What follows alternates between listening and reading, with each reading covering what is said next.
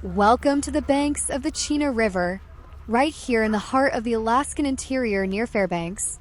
You have just walked down the gangway and stepped off the majestic Riverboat Discovery. If you turn around and look behind you, you can see the massive sternwheeler tied up to the bank, its giant wooden paddle wheel resting in the dark water. You have spent the first part of your cruise gliding down the river in the comfort of that beautiful boat, watching bush pilots take off and seeing sled dogs run along the shore. But now we are stepping directly onto the earth. We are entering the Chena Indian Village, an incredible living history site designed to show you exactly how the Athabascan people survived and thrived in this brutal, beautiful landscape for over 10,000 years.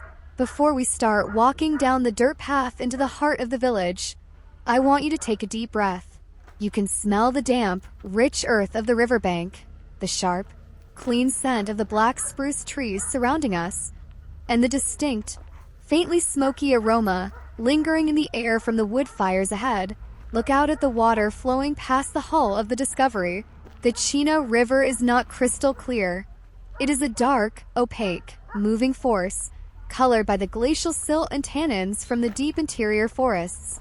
For the indigenous people of this region, this river was the ultimate highway, the grocery store, and the absolute lifeblood of their existence. Let us slowly begin our walk away from the boat and along the path. As you walk, consider the extreme isolation and the reality of the Fairbanks interior.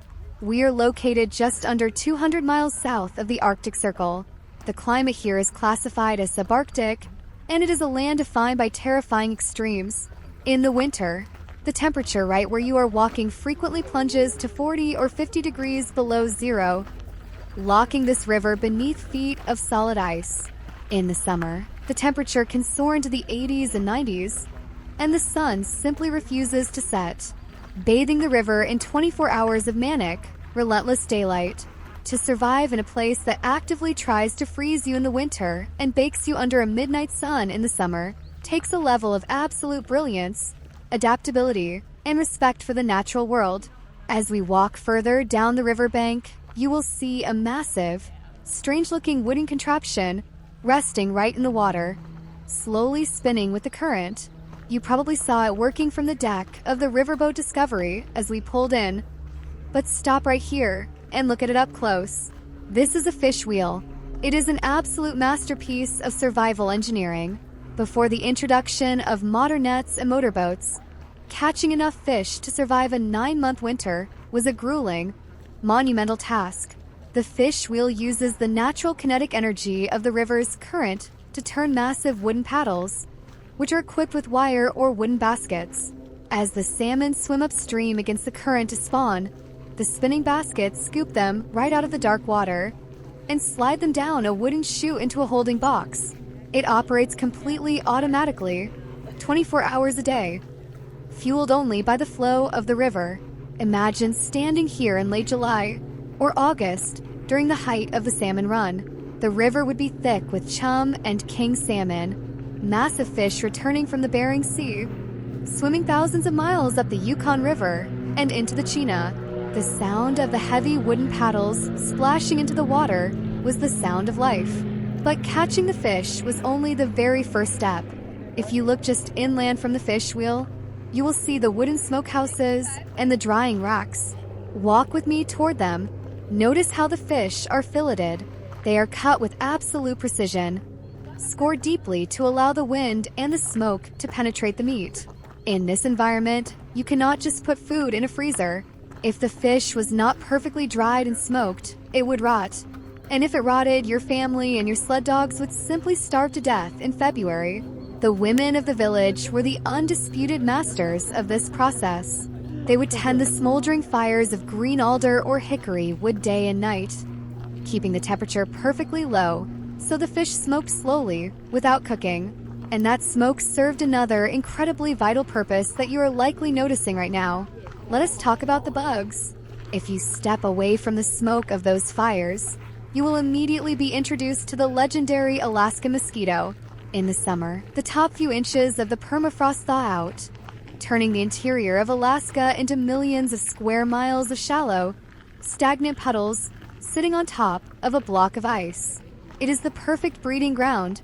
The mosquitoes rise out of the tundra in dark clouds, accompanied by biting black flies and no-see-ums. The smoldering fires in the smokehouses were absolutely essential, not just for curing meat, but for providing humans and sled dogs a desperate refuge from the suffocating swarms of insects. Let us continue our walk away from the river's edge, heading deeper into the village site.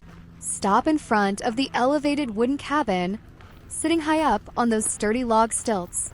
This is a cache, and it is arguably the most important building in the camp. When you spend the entire frantic, sun-drenched summer hunting moose, trapping beaver, and smoking thousands of salmon, you have created a massive beacon of scent that screams out to every hungry predator in the Alaskan interior.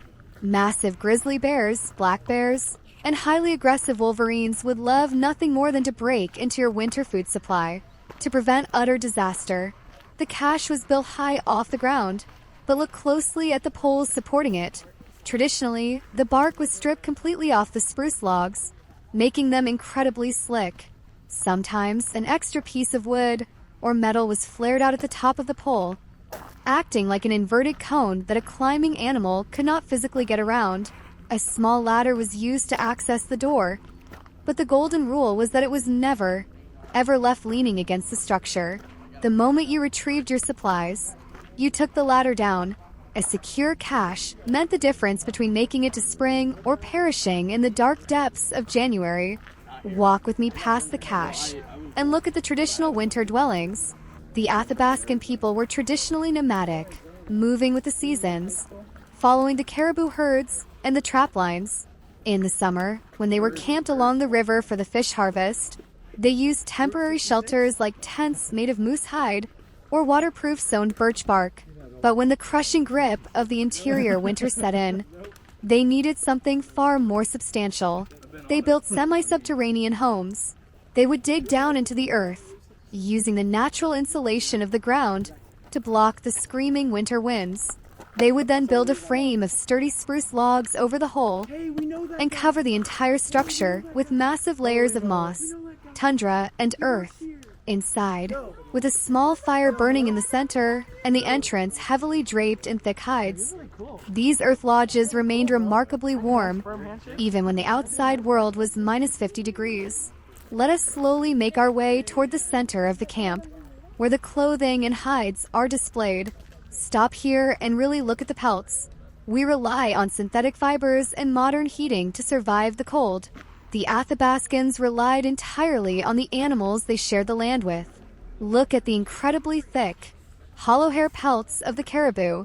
Caribou hide is a miracle of natural engineering. Each individual hair is hollow, acting as a microscopic thermos that traps warm air directly against the body. If you fall into a frozen river wearing traditional caribou garments, the hollow hairs will actually keep you remarkably buoyant and trap your body heat. The women of the village would spend countless hours scraping, stretching, and brain tanning these massive hides until they were as soft as velvet. They sewed them together using sinew, creating massive winter parkas, heavy trousers, and thick mittens. And notice the artistry. Look at the intricate beadwork and the delicate, brightly dyed porcupine quills woven into the edges of the moccasins and the cuffs of the parkas. These designs were not just decorative. They told stories, indicated family lineage, and honored the spirits of the animals that gave their lives so the people could live. As we continue our walk, you will hear a sound that is as synonymous with the Alaskan interior as the wind itself. Walk with me toward the dog yard. You can hear the excited barking and the rattling of chains. Before the snowmobile, the only way to travel across the vast, frozen landscape of the interior was by dog sled. The partnership between the Athabascan people and the Alaskan Husky is ancient and profound. You likely saw a demonstration of these incredible athletes at Susan Butcher's Trailbreaker Kennel earlier on the Riverboat cruise. But seeing them here in the context of the village reinforces their historical importance.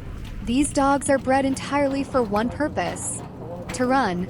They possess a terrifying amount of energy, incredible endurance, and thick double coats that allow them to sleep comfortably curled up in the snow during a roaring blizzard. To an Athabascan family, a strong team of dogs was their lifeline. The dogs hauled the firewood, the hunted moose meat, and the water from holes chopped in the frozen river. Without the dogs, human survival in this deep interior would have been almost impossible, and keeping a team alive required massive amounts of food, which is why the fish wheels were turning day and night, calling in salmon specifically to fuel the sled dogs. As we slowly walk away from the dog yard, circling back toward the riverbank and the waiting sternwheeler, I want you to think about the incredible window of time you are standing in right now. If it is June, you are standing under the empire of the midnight sun. The sun will not set tonight. It will trace a low circle in the sky, casting a surreal, golden twilight over this entire village at 2 in the morning.